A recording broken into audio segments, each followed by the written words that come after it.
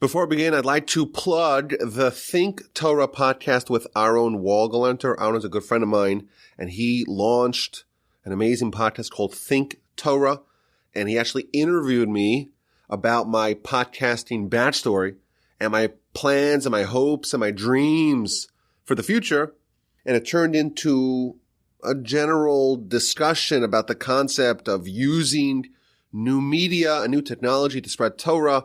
We discussed at length my philosophies on these issues. It got a little spicy as well. It was a very fun, lively, engaging conversation. If this is something you're interested in listening to, go to wherever you listen to podcasts and listen to Think Torah with Aaron Walgalanter. Now, last week I was fortunate enough to launch my email newsletter, and it was an incredible experience. The feedback that I got was absolutely tremendous, and I really appreciate all of y'all who read it and who were kind enough to send me your thoughts about it. And so many people reached out and shared with me how they felt when they attended a Shabbos meal in an observant home for the first time. And I mentioned this in the email, that this is one of my missions in life, to try to do as much as I can to unite the various different strata of our people. And I mentioned that when someone goes to a Torah and Shabbos fully observant home for Shabbos, they're a little bit uncomfortable. They have some anxiety. And I mentioned in the email that maybe I'll do a podcast on it. But now, thanks to this overwhelming response, I do plan indeed, please God, to do a podcast on it. So if you have not sent me your experiences, email me, rabbiwalbajima.com. Now, if you have not yet gotten the newsletter and you want to sample it, go to my website, rabbiwalby.com, and you scroll down until you see the newsletter. And if you're interested, you can sign up, rabbiwalby.com/newsletter. And as always, my email address is rabbiwalbajima.com. In this week's Parsha, we have arguably the most bizarre episode in the whole Torah. Sarah dies in the immediate aftermath of the episode of the binding of Isaac. Someone tells her, oh no, Isaac is being offered as a sacrifice. She has a heart attack. She dies of shock. And the Parsha begins with Abraham mourning, bewailing, eulogizing Sarah. And then he turns his attention to try to find a burial spot for him. And it's bizarre because you have essentially 18 verses to describe the negotiations that Abraham had with the gentleman named Ephron, who owned the plot of land that Abraham was interested in purchasing. And it goes back and forth. Ephron says, take the cave, take the field, I'll give it to you for free. Abraham bows in appreciation, but Abraham says, no, I don't want it for free. I want to pay full price. Eventually, Ephron says, okay, well, what about 400 silver coins? And Abraham says, deal, and he gives him the 400 superior coins, legal tender in every location, and he buys the field, and he buys the cave, and he buries Sarah. Now, if you look at the Talmud, you will see books of Talmud that are based on fewer verses than this story. You will see entire sections of Torah that stem from one or two verses in the Torah. And here we have 18 verses, a tremendous amount of real estate in the Torah to describe what is seemingly a simple real estate transaction. Abraham wants to buy a field, he wants to buy a cave, and he gets it from the guy named Ephron who owns it. The Torah seemingly could have just ignored the entire subject and say that Abraham buried his wife in the field that he bought, and that would be apparently sufficient. So what I want to do today is to try to go a bit deeper into the story, to share some observations that I had, with a disclaimer, though, that some of them are still in the germination stage. There's a whole bunch of interesting insights and questions that I think present us with something really big. But I don't think that I have the full resolution of everything that's going on over here, but I think it's worthwhile to probe it nonetheless. So Abraham is very intent on getting this specific burial spot for his wife, but it's not immediately clear why. Why does he covet this particular burial spot, this field, and this cave, this duplex of a cave, to bury Sarah. So the Midrash clues us in. The Midrash tells us that in last week's Parsha, when Abraham had 3 guests who came to visit him, and it turns out that they were actually angels masquerading as guests, but Abraham launches into this incredible frenzied effort to wine and dine his guests. And the verse says in chapter 18, verse 7, Ve'el habakar ratza. Avram, Abraham was chasing or was running to the cattle. And he took a baby calf that was soft and was really good, and he gave it to Ishmael, and he says, okay, we're making steaks for our guests. The Midrash tells us what actually happened over here. When the angels appeared to him, he thought that they were ordinary travelers. And he ran towards them, and he wanted to make them a big feast. So he tells Sarah, let's make a big feast, and he runs to go get fresh cattle to slaughter to make fresh steaks for his guests. But one of the calves that he wanted was really choice-looking beef. One of the calves escaped from him and began running away from him. So he was chasing and pursuing this runaway cow. And this calf, hides in a cave. So Abraham enters the cave to find the calf, and he discovers Adam and Eve laying down on beds and sleeping, i.e. they're deceased, and there are candles lit. He has discovered the burial place of Adam and Eve. And he smells the wafting aroma of the garden. And from that point forward, Abraham coveted this particular cave to bury himself and his wife after their passing. So Abraham goes back to wine and dine his guests, and 38 years later, Sarah's now passed, and Abraham finds the owner of that cave and starts negotiation. Now the Kabbalists add some color to this story. The Kabbalists tell us that Abraham wanted to get 3 distinct, separate cows or calves for his 3 guests, so that way everyone could have the best part of the animal. And the angel, Raphael, impersonated a cow. And the Kabbalists point out that the word Raphael, the 4 letters that spell out that word, can also be rearranged as Par-El, meaning the cow, the bovine of God. So Raphael, the angel, takes on the appearance of a cow or of a bull, but a really good, juicy one. So Abraham sees that one amongst his cattle and says, oh, I want to get this one for my guests. It's the best looking piece of beef I've ever seen. And this animal, which is really an angel, we're told by the Kabbalists, runs away from him, goes to the entrance of the cave, and Abraham discovers Adam and Eve interred there with the candles. And the Kabbalists conclude that this cave is the courtyard of the garden. It's the courtyard of paradise. It's one of the places where the 2 worlds meet. It's one of the entrances, the portals to paradise. And therefore, this is a very special place. Abraham wants it. Now, the next question we have to ask is, how exactly did Adam and Eve end up over there? And again, we find the answer in the Midrash. The Midrash tells us that after Adam and Eve were booted from the garden, they were intent on getting back. And when Eve died, Adam wanted to bury her, and he found this cave, and he smelled the distinct aroma of the garden, and he said, oh my goodness, here's a way for me to get back in. He was kicked out after their sin, and the Almighty placed the swirling, flaming swords above the entrance of the garden so Adam can't get back in. But now, apparently, Adam has found another entrance. So he furiously starts digging to be able to discover the entrance. And a prophetic voice boomed out, "Stop! Go no further. You're getting too close and you cannot go any closer."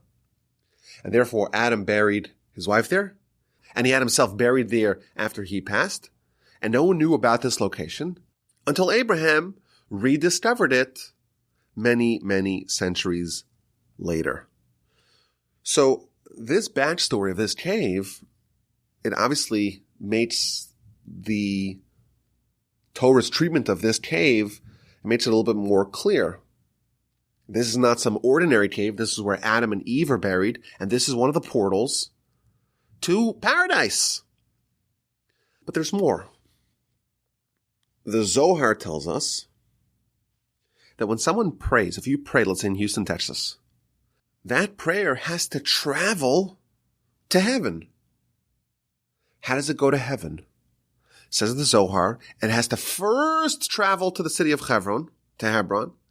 It has to go into the cave, and through the cave, it has a portal to heaven, and that's how it travels there. All prayer must first go to the entrance, to the crossover, to the DMZ between this world and the heavenly spheres before it can be delivered to God. What an interesting idea. The Kabbalists add that normally when someone goes to paradise, there's the lower garden and then there's the upper garden. And normally someone has to spend some time in the lower garden before they can ascend to the upper garden. But there's a shortcut. There's a way to bypass the whole process. And anyone who is buried in the cave of the Patriarchs, in the cave of Machpelah, is able to bypass the entire bureaucratic process of spending time in the lower garden, in the lower paradise, and can go straight up to the highest level. Almost like the VIP tickets in Disneyland. You could bypass the line. So this is really interesting. And I think this raises some questions. This cave is a portal to heaven. This is where the prayers have to go. Now what's interesting, maybe this is a question. In a few weeks, we're going to read about Jacob. He is escaping from his brother, who wants to kill him, his twin brother. And he has a very dramatic experience on Mount Moriah, where he has a dream, and there's a ladder, and there's angels going up the ladder, and there's angels coming down the ladder. And he wakes up in the morning, and he has a whole prayer, and he has a declaration. Vizeh Shar Hashemayim. This is the gates of heaven. Says Rashi. What does it mean, this is the gates of heaven? This is the place where prayer ascends heavenwardly. So to me, this was a little bit of a question. How could we be told that the prayer has to travel to Hebron, to the cave of the Patriarchs, to go to heaven, when we're told also a very different place in Jerusalem, on Mount Moriah, on Temple Mount, that's where the prayer ascends to heaven. Which one is it?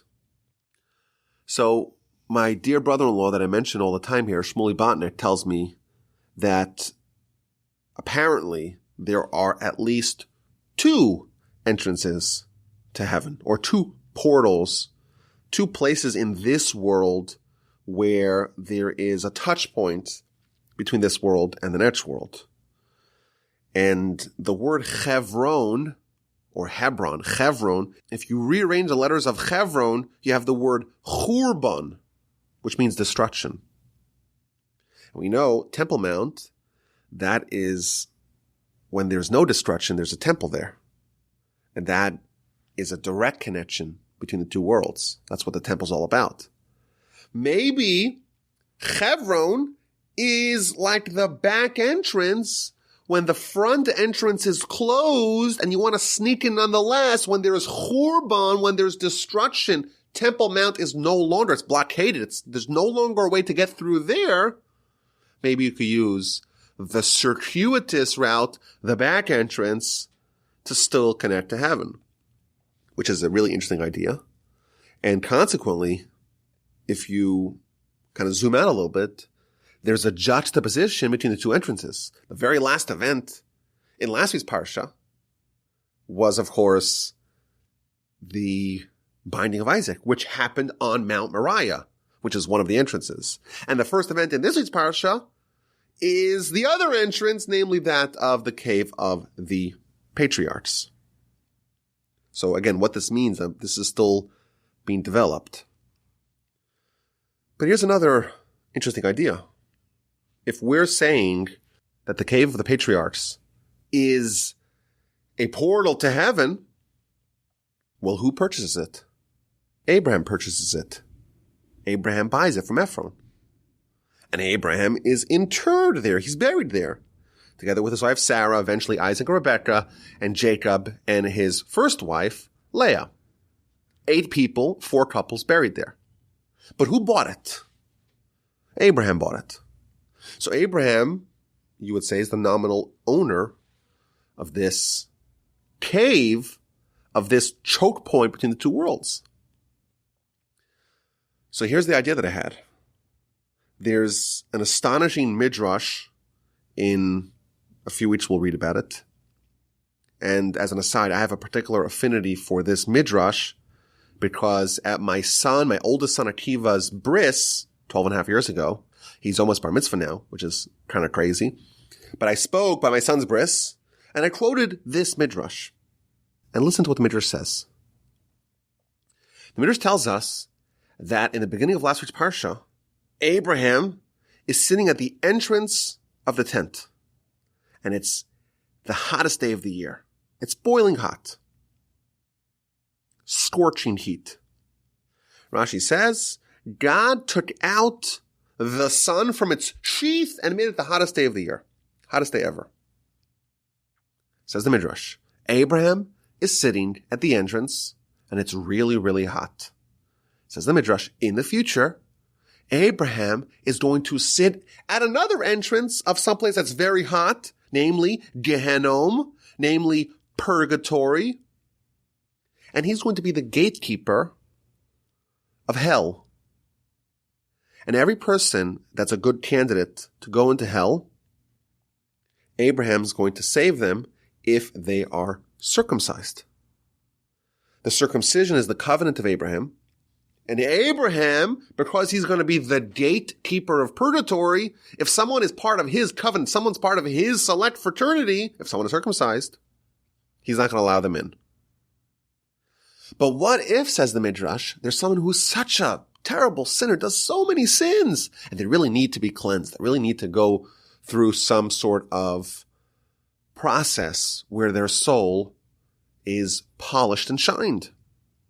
But they're circumcised. So what happens? Says the Midrash. They remove a foreskin from a baby who died before they were circumcised, and they slap it on the guy who really needs to go spend some time in purgatory, and then he could enter. But if someone is circumcised, there's no way. Abraham won't let it. This is just an astonishing, very dramatic, very vivid midrash. And during my speech that I made by my son Akiva's bris, I talked about the power of the covenant of Abraham. What does this mean? Like just this minor surgery that we do to Jewish boys at 8 days old, that makes them part of this very select club that has eternal consequences. That was the subject then. But it occurred to me that now Abraham is buying the cave, which we discovered is the entrance to paradise. So Abraham is the gatekeeper both of paradise and of purgatory. Abraham's the double gatekeeper. He sits by the door of both heaven and hell. What an interesting idea. What an interesting observation. Again, this is almost like half-baked, but this is something that we have to figure out. What does this mean about Abraham? And here's another thought. Who is the current owner of the cave in the field? It's a guy named Ephron. Well, what do we know about Ephron? We know very little about him. His only appearance in the Torah is in this episode. But he is mentioned once in the Talmud. The Talmud of the book of Bava Metzia, page 87a, says the following. Listen to this. it again goes back to the beginning of last week's Parsha. Abraham has his 3 guests. And he says, I want you to come stay with me. I'm going to feed you. And he tells him, this is in chapter 18, verse 7, I will give you a piece of bread. That's what he promised the 3 guests, which of course we know were angels. So he promised some bread. But what does he actually deliver? He runs and delivers steak and 3 different animals for the 3 guests. Says the Talmud, from this we learn that the tzaddikim, the righteous, they say a little, but they do a lot. Abraham is the poster child. He's the archetype. He's the paragon of someone who under-promises, but over-delivers. He only promises a piece of bread, delivers 3 cows, lots of steak, a tremendous feast. Continues the Talmud. Who is the opposite? Who is the anti-Abraham? Who over-promises, but under-delivers? Says the Talmud. The wicked. They say a lot, big talkers, but even a little they don't do. And how do we know this? From Ephron. Ephron promises, oh, I love you, Abraham. I want to give it to you for free. He promises big. In the end, he under-delivers. He demands an exorbitant price way above market value for his cave and his field. So this to me I think is very interesting. First of all, we have a principle, and this is something we mentioned in last year's Parsha podcast. We talked about it a few times, I think. There's a principle that things always have to be balanced. The Almighty created this world, and the purpose of creation is that people have free will. And therefore, if there's too much power favoring one side, then the free will is lost, and therefore the purpose of creation is also lost. And therefore, if you have prophecy, you must have idolatry. That was the idea that we mentioned last year. And we mentioned that if you have a Moses, you have to have an anti-Moses. You have to have someone of equal strength to Moses that's pulling in the opposite direction. So we spoke about Bilam. Bilam is the prophet who rivals Moshe, but on the complete opposite side of the spectrum. And that way, when you are strung between these 2 great people, you have Moshe pulling you to righteousness and holiness, and you have Bilam pulling you to the opposite direction, and it's equal. Neither side has the advantage. If there's a Moses, there's got to be an anti-Moses. If there's an Aaron, there has to be an anti-Aaron, someone with the same power and persuasion pulling in the opposite direction. Ergo, we could say that if there's an Abraham, there must be an anti-Abraham. There must be someone who is as equally as powerful and persuasive as Abraham, but in the opposite direction. So maybe we could speculate. The fact that we're told here that there's 2 people on opposite sides of the spectrum, Abraham most personifies someone who underpromises and overdelivers, and Ephron is the exact opposite, the polar opposite. He's the one who embodies overpromising and underdelivering. Maybe Ephron is the anti-Abraham. Maybe. But to me, I think there's another point here. Isn't it interesting that this transaction that happens at the beginning of our Parsha, it takes place between the person who most personifies over-delivering, that's Abraham, and the person who most personifies under-delivering, and that's Ephron. It's obviously not a coincidence. Moreover, when did Abraham discover the cave? When he was over-delivering. After he had told his guests, I'm going to give you some bread.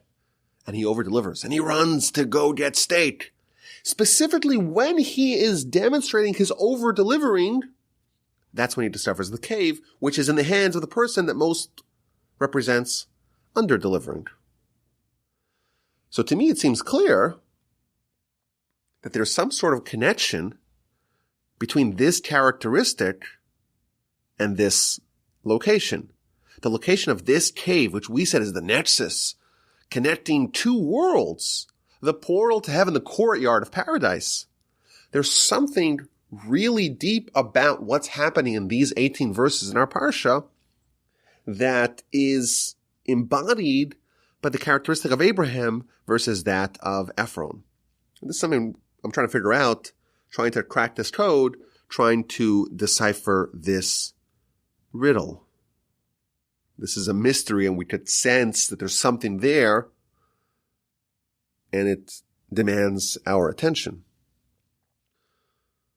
One more thing about this location. So we know Sarah's buried there, Adam and Eve is buried there, and in the end of our Parsha, Abraham passes, and he's buried there, Isaac and Rebekah, Jacob, and Leah as well. What happened when Jacob was going to be buried there? This is all the way in the end of Genesis. There are already 7 people who are buried there, and there's only room for one more person. And Jacob, of course, dies in Egypt, and he is transported back to Israel, back to the land of Canaan, to be buried in the cave of the Patriarchs. So the Talmud tells us there was a very dramatic standoff between Jacob's brother, Esav, and his men, and they were trying to prevent Jacob from being buried there. And the people who are carrying Jacob, they just can't believe it. This is just so unconscionable. You're not allowing us to bury the dead?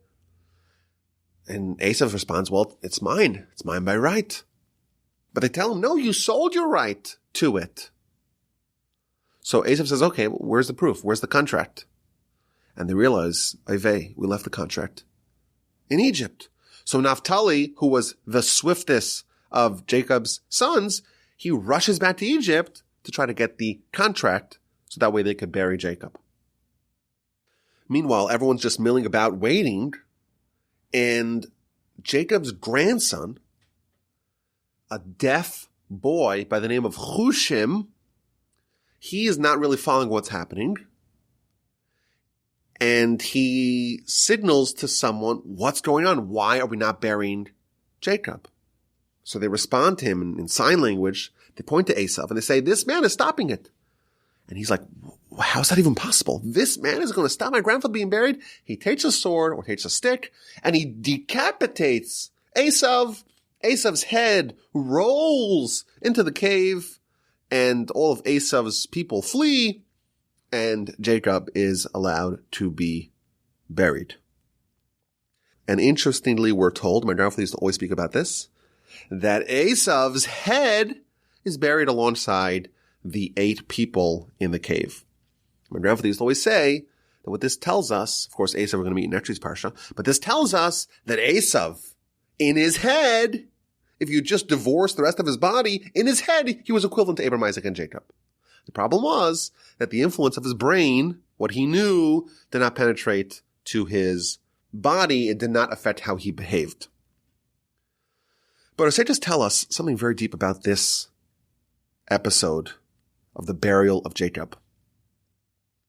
Our sages tell us that this story is a harbinger of the final showdown before Messiah. Esav, he is the father of Edom.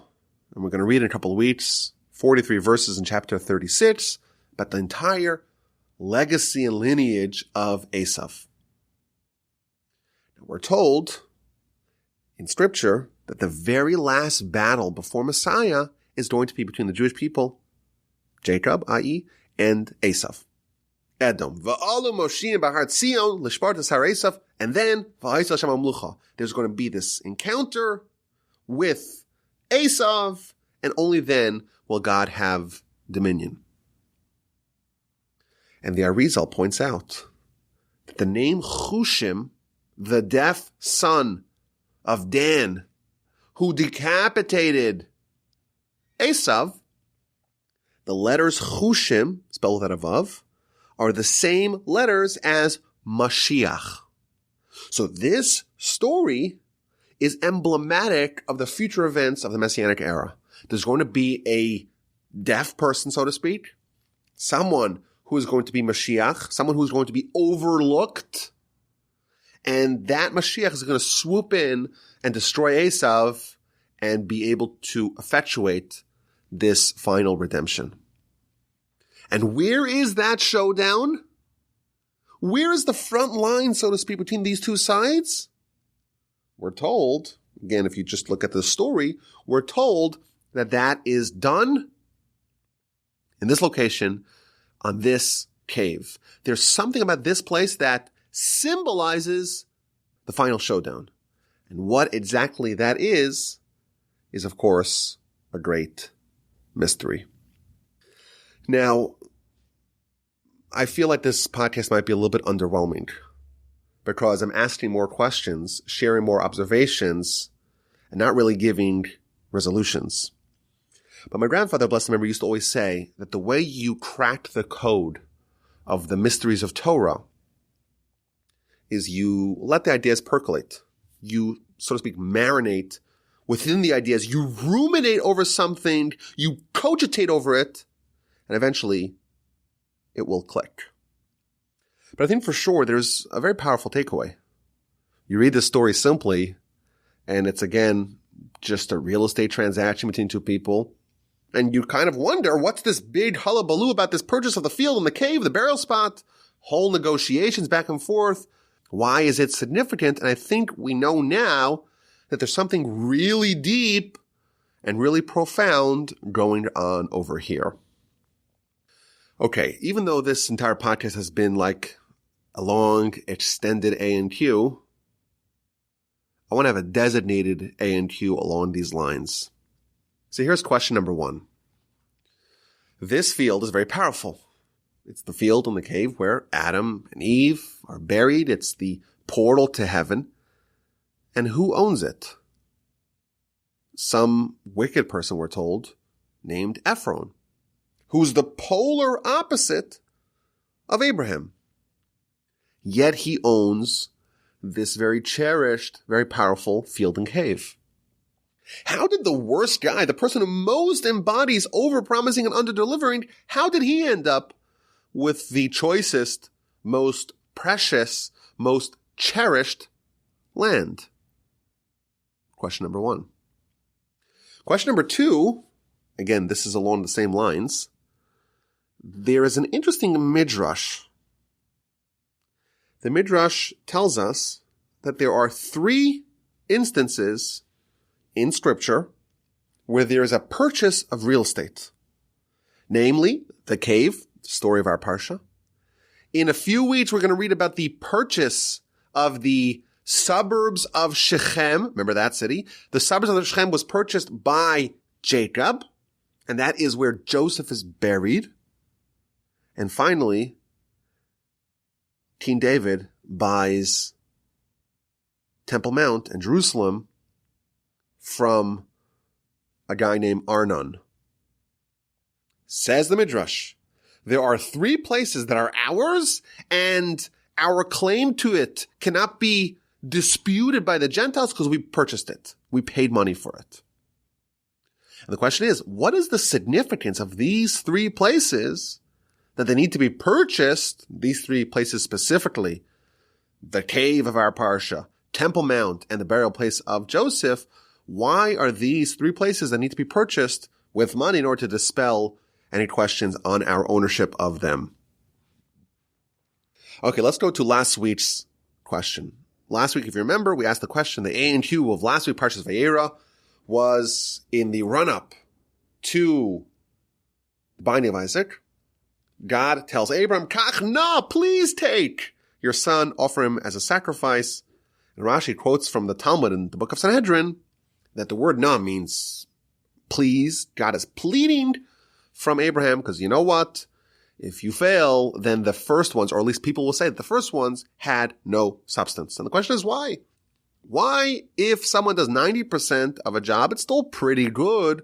Why would Abraham, in the event that he would fail at this last test, why would that negate all the triumphs that he did previously? So again, I got a bunch of answers from the amazing listeners of the Parsha podcast. Again, the best listeners of any podcast in the world, in my opinion. And I would say they fell into 2 broad categories. Some of the answers highlighted the fact that this is the only test that involves Abraham and his successor, Isaac. All the previous tests were for Abraham and Abraham alone. And Abraham, of course, is a great person. He's the founder of monotheism, the founder of this movement. But there's a big difference between a movement and an eternal nation. If Isaac is not on board, if Isaac is not the successor, the heir to Abraham, who could fully hold his own with Abraham, then it's going to die. Our nation is built, of course, on Abraham, but on the triumvirate of Abraham, Isaac, and Jacob. If any one of them are not part of this, then we have nothing really. These 10 tests are more about just Abraham excelling. This is the building blocks of our people. And this is the one that brings in Isaac. This is the one that determines the continuity of what Abraham built. And therefore, this one is super important, because if we don't have this one, all we have is a great individual, but really it's nothing because it does not endure. Very powerful insight. A bunch of listeners had a similar kind of answer where they said that yes, it is all or nothing. When Abraham passed his last trial, his last test, it was sort of like an exit exam, one of the listeners wrote. You know, a doctor has to pass their boards, a lawyer has to pass the bar. If you fail this test, then even though you have your Juris Doctor, and even though you have your experience and your education, you're not qualified. Which I thought was interesting. One of the podcast listeners, who's a dear friend of mine, he said that this week they discovered, or they released the news about a coronavirus vaccine that has 90% efficacy. So he said that for biology, 90% is good enough, but not for Abraham. My grandfather, blessed memory, he quoted his teacher, who said that if you have a pot that has a hole in it, it's not a 90% of a pot. It's 0%. There are some jobs that are indeed all or nothing. If you get onto a plane and your destination is, let's say, New York City, and they land you somewhere, I don't know, in Washington, D.C., you want a full refund. You don't say, hey, they got me 90% of my destination. I'll only pay 90%. No. The job to be done here is 100%, and it's all or nothing. If you don't get me to my destination, you haven't done your job, and it's not even like a 90% success, it's 0. And maybe we can broaden this idea. The first test of Abraham, at least the first one that's mentioned in Scripture, is where he's told, Lech lecha, go for yourself. In the last test of Abraham, the test of the binding of Isaac, it also begins, take your son, Lech lecha, and go. And the fact that the Torah, God is still using the same verbiage, maybe that suggests this is really one continuous test with 10 parts. And the test is there to determine, will Abraham actualize his mission, his life purpose? The last test is the actualization of what he started in the first Lech lecha, the first test. My grandfather, blessed memory, used to always say that the 10 commandments, the first one is about faith, and the last one, thou shalt not covet, that is actualized faith. When you don't covet what someone else has, it's only because you really, in your bones, believe that it's the Almighty who is allocating resources. Maybe we can suggest that these 10 tests are really paralleling, are really mirroring the 10 commandments. And by the way, there are those people who say that. And therefore, if you fail at the last one, you've essentially failed at all of them, because the last one is just the implementation and actualization of all of them since the very first one, since the very first Lech lecha. So thank you all for sending in your amazing responses, and thank you for listening to this edition of the Parsha Podcast. My name is Rabbi Yaakov Wolbe. I'm coming to you from the Torch Center in Houston, Texas. Our website is torchweb.org. Have an amazing Shabbos, and please God, I look forward to speaking to y'all next week in good health and in great spirits.